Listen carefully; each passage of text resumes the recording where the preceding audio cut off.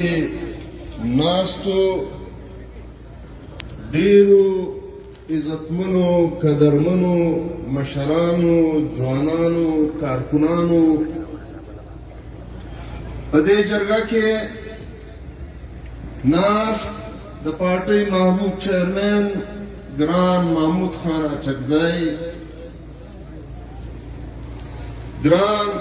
خوږ بچی خوشحال خان کاکړ د پارټۍ مرکزي او صوبایي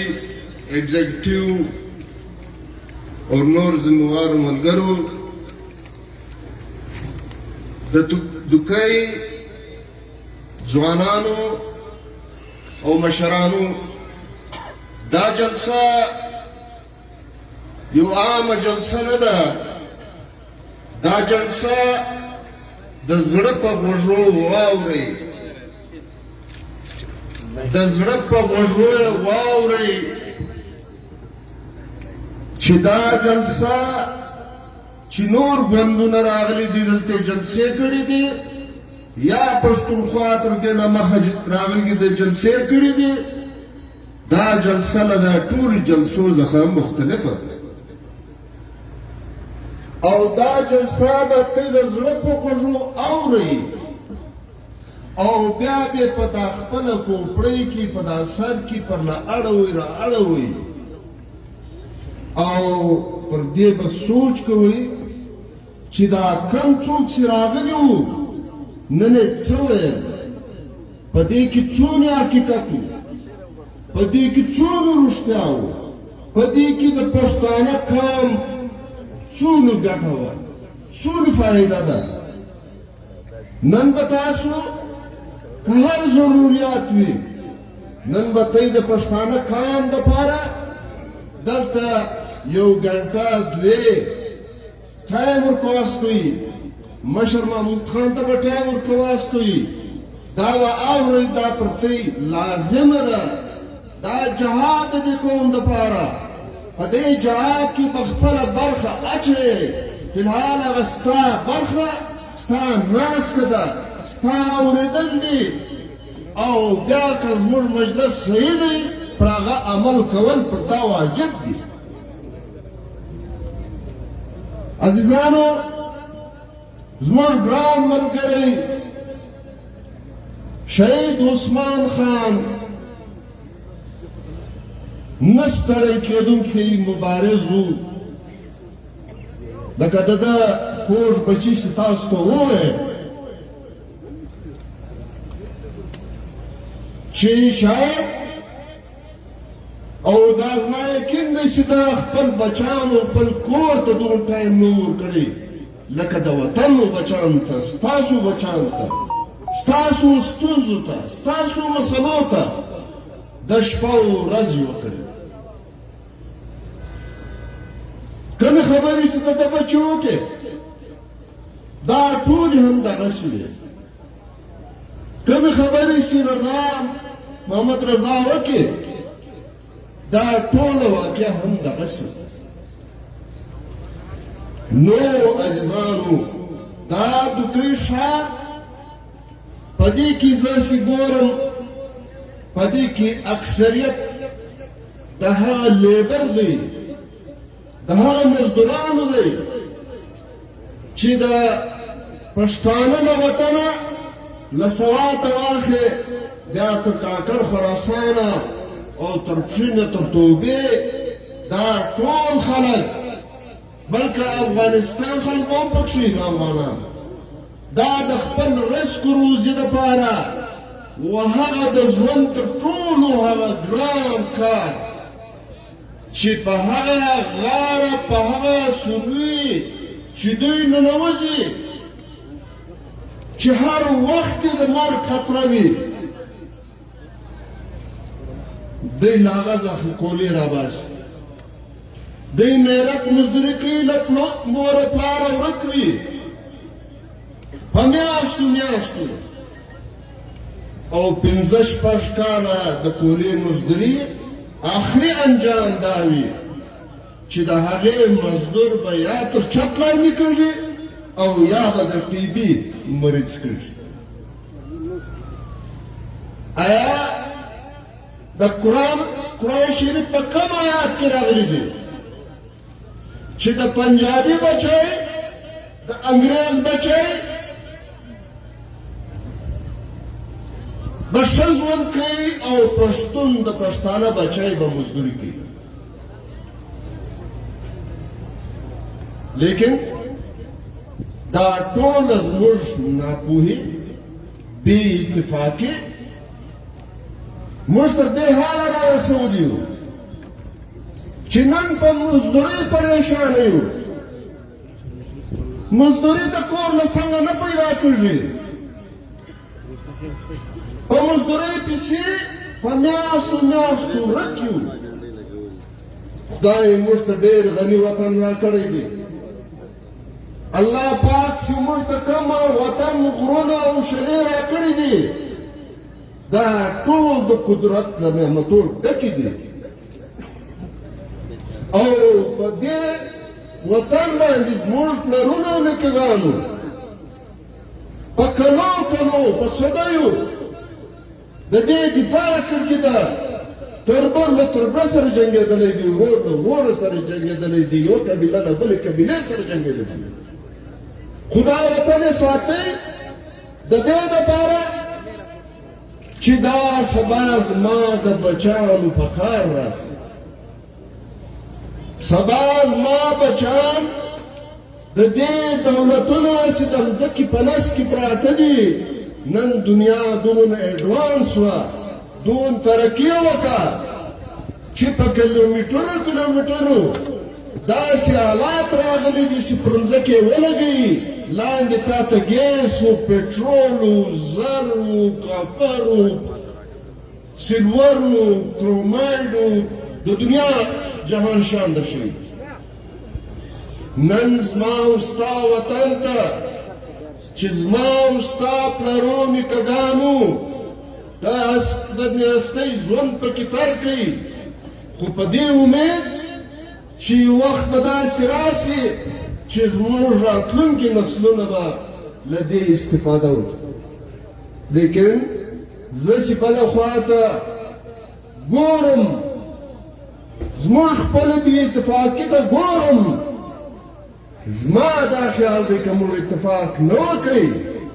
موږ پښتانه نه سو، موږ سره یو نه سو، نو شاید په دې کې نورې صدیانې ولګېږي. دا د جدوجہد دا زموږ شهیدان دا ستاسو دپاره دي، دا د دې راتلونکي مستقبل دپاره دي، دا د دې ځوانانو د دې بچیانو دپاره دي. موږ ټول دا فیصله کړې ده، موږ د پارټۍ کارکونانو او مشرانو ټول دا فیصله کړې ده چې موږ د پښتانه وسایل و بل چا نه پرېږدو. نن د پنجابیانو ستاسو ټول وطن د خبرې چې ستا له کوټې له سرنجه له بیګاري له مچه بیا تر خوسته بیا تر رهنایي دا ټول وطن مالکان پنجابیان دي. که څه هم ورته قومونه پراته دي، لیکن ژوند یې حتی د غلام دی، د ناسیاله دی، د مزدور دی. د وطن خاوندان پرون یو په حق ورسېدی سیف الله پراچا چې د کم سے کم اویا اتیا کاله دا پښتون وطن لوټی او تا په بیلچه رایستی، تا ټرکان ور لوډول او د پر ورونو کمراني کول. دغه رنګه شیخ لطیف، شیخ اسلام، شیخ عقیل، سید هاشمي، دغه رنګه نور څو مې در وښیم چې هغه دا وخت د کوټې په کمپ کې په عالیشان محلو کې اوسي او بیا پر موږ سیاست هم کوي وزارتونه هم کوي او زما او ستا وطن هم لوټي او ما او تا په دې خوشحاله یو چې خدای ما ته د کور تر څنګ مزدوري راکړې او د سر سترګې د شراب هم نسم درته کولی بد هم نسم درته وویلی ته ولې دا سوچ نه کوې چې دا وطن خو زما دی زما د وطن دپاره به له نورو صوبو له نورو علاقو خلک راتلل له ما سره به یې مزدوري کوله زه څنګه د وطن خاوند یم چې هغه غوښه بل راځوړي او اډ ما ته راپرېږدي ته څنګه خاوند یې د وطن هغه وطن چې زموږ پلرو نیکهګانو سرونه پر کوټلي دي یوې قبیلې له بلې قبیلې سره په کلو کلو مقدمې کړي دي مقدمې به زه کوم دفاع به زه کوم جنګ به زه پر کوم لیکن بله ورځ به یو دوی ګوتې کاغذ لیکلی وي نن یې د نورلای لاندې د میختر په علاقه کې ډېر قیمتي شیان راوتلي دي او پر هغه باندې الاټمنټونه د فوج جنرالانو کړي دي دا ستاسو ته معلومات ده چې دوی تا نه پرېږدي دوی تا د حیثیت یو مزدور ساتي ولې چې دا وخت په دنیا کې تر ټولو ارزانه لاس دی هغه د پښتانه کم قیمته لاس بې هنره لاس دې لاس د خالي د مجبورۍ په حالت کې دا دوه تربیت ورکړي دي یا به د ده دپاره پیل شوی یا به د ده دپاره کلاشینکوف اخی او افغانستان بنوي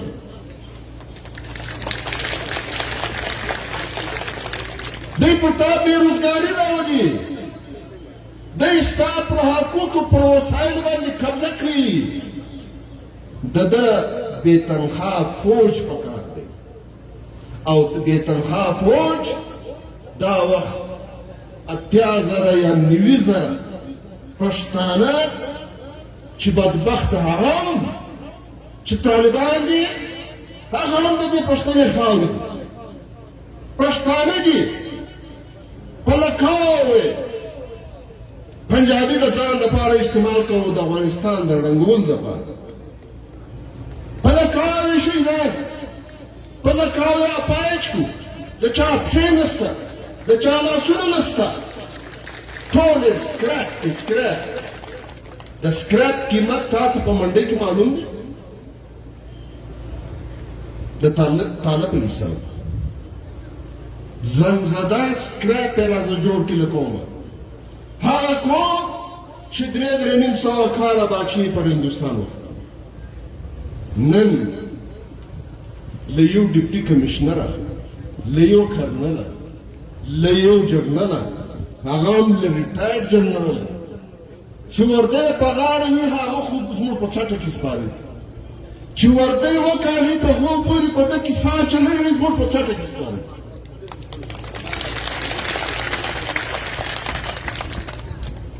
اوس دا تر څو پورې دی برداشت کولی شي عثمان خان خو نه برداشتوي او د نه برداشتېدو انجام دا نو دا غږ د پورته کوي او د ده جنازې چې له کراچۍ د تر مسلم باغ پورې له بلوچ سندی پښتون یعنی که افغانستان که په یورپ کې پښتانه که په دنیا په هر کونج کې مظلوم قوتونو د هغو اواز و هغه ټول ده ته ډېر لوی درناوی ولې عثمان به موږ ټیک وایو چې دلته په پښتانه کې خو ګرځېدلی وي کور په کور لیکن حق د سبیلا دا خو د بلوچستان علاقې دا خل راوتلي وو و دا لشکر چې کوم را روان و دا جنازه چې را روانه وه پر دې ګلونه پاشل و دې ته شربتونه ورکول یخې اوبه یې ورکولې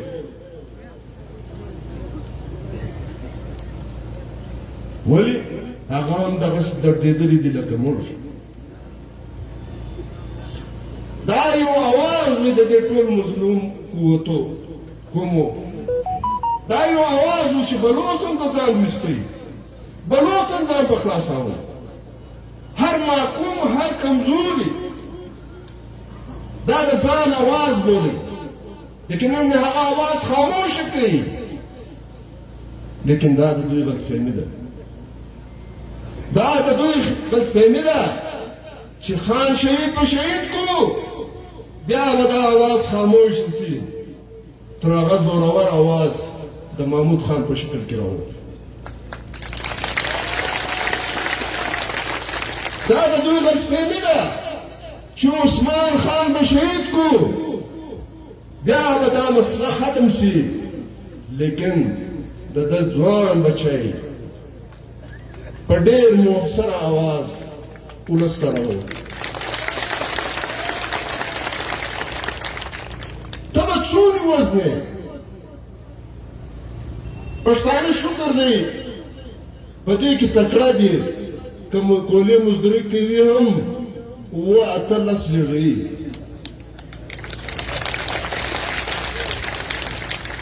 په دې تکړه دي دوی به پیپل پارٹی والا نہ ہوئے تم کتنے بھٹو مارو گے ہر گھر سے بھٹو نکلے گا تب سونے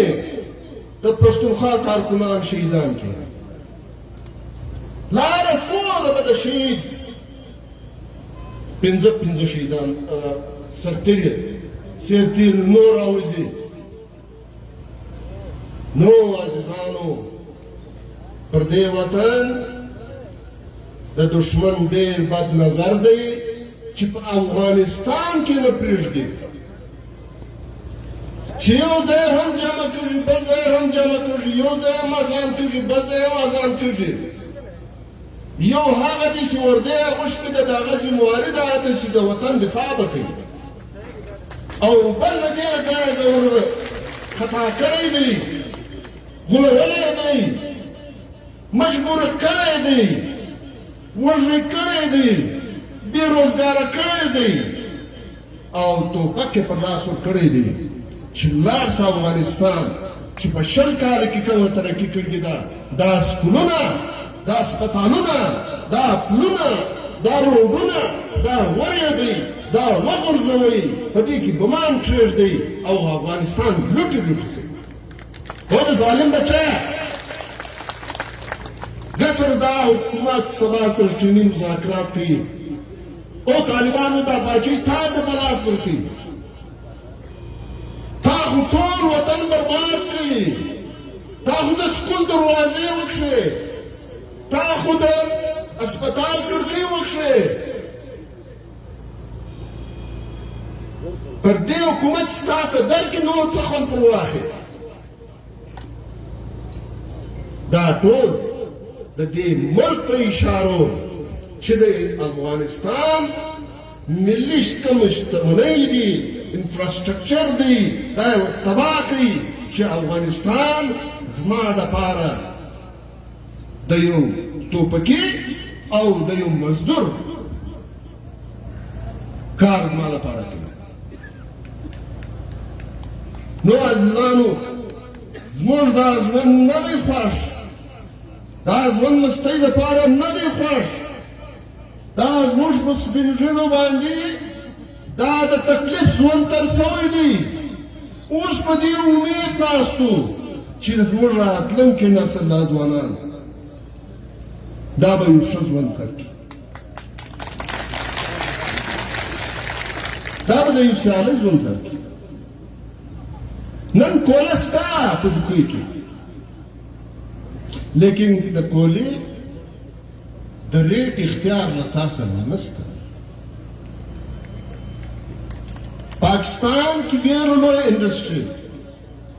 چې دوی دا وخت پر کوله بدله کړه لیکن د ستا کولا انډسټري والا نه اخلي غټ غټ شپان راځي له نورو ملکو څخه دا په کارخانو کې استعمالوي هلته خو دلته کارخانه ورته ولګو که د سلفر مقدار لږ پکې زیات دی دا واش که سپرینز دا زما کولا استعمال چې په دومره درانه قیمتو ته دا کولا راوړې او زما کولا ته نه استعمال بیا څه کړي دي بیا یې دلته زموږ د قومو په منځ کې نفرتونه پیدا کړي چې تر دغه ځایه پورې تړون راتلی شي او تر هغه کونجه پورې ناصر راتلی شي ترین و ناصر و لوړی و مری و فلانی و فلانی دا یې ټول سره درولي او دا درته وایم او ترینه ستا دشمن ناصر نه دی او ناصر ته دا وایم چې او ناصره ترین ستا دشمن نه دی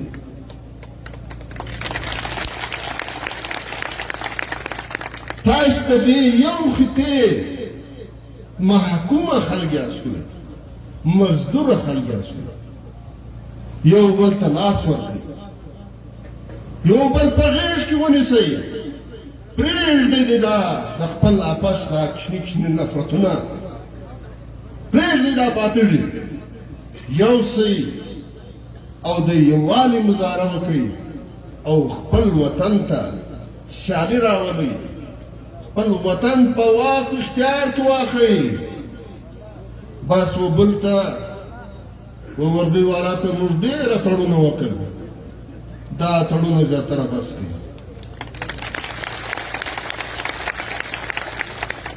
دا تړونه چې یو خوا ته زما ګران افغانستان دوی تباه کوي او بله خوا ته زرکسونه ورته کوم